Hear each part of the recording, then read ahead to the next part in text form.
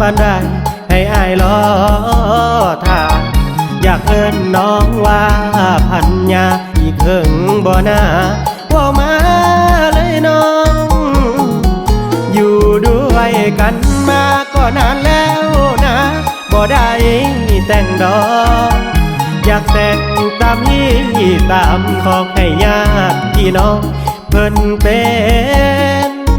พยานอยู่ด้วยกันมาก็หลายปีเด้น้องล่ะบ่สงสารอายบ่กันดา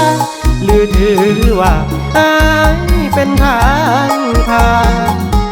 ถามใจน้องแน่ยังหักอายแท้บ่นอนุ่งขาด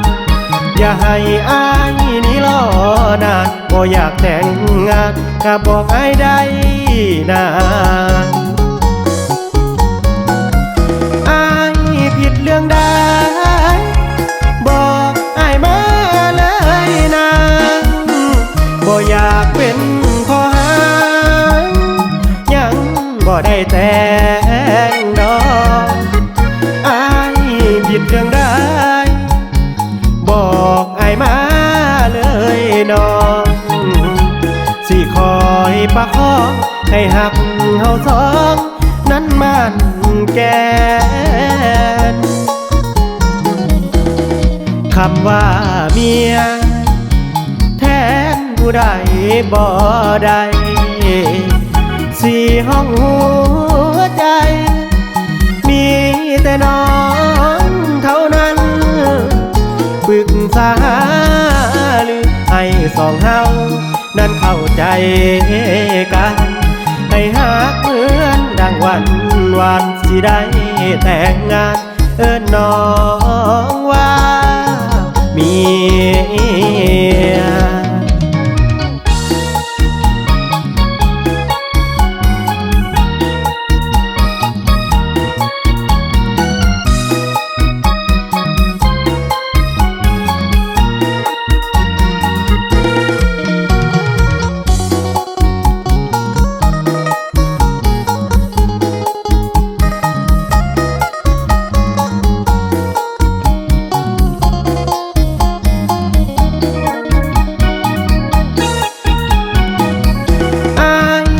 เรื่องใดบอกอายมาเลยนะบ่อยากเป็นข้อหายังบ่ได้แต่งดอกอายผิดเรื่องใดบอกอายมาเลยน้องสิคอยประคองให้หักเฮาสองนั้นมันแก่นคำว่าเมียแทนผู้ใดบ่ได้สี่ห้องหัวใจมีแต่น้องเท่านั้นปรึกษาหรือให้สองเฮานั้นเข้าใจกันให้หักเหมือนดังวันวานสิได้แต่งงานเอิ้นน้องว่าเมี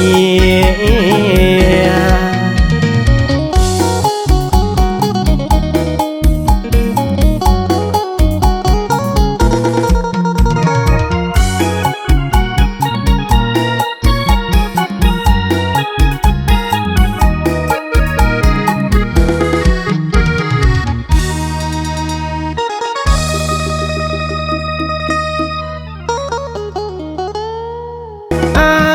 ผิดเรื่องใดบอกอายมาเลยนะบ่อยากเป็นข้อหายังบ่ได้แต่งดอกอายผิดเรื่องใด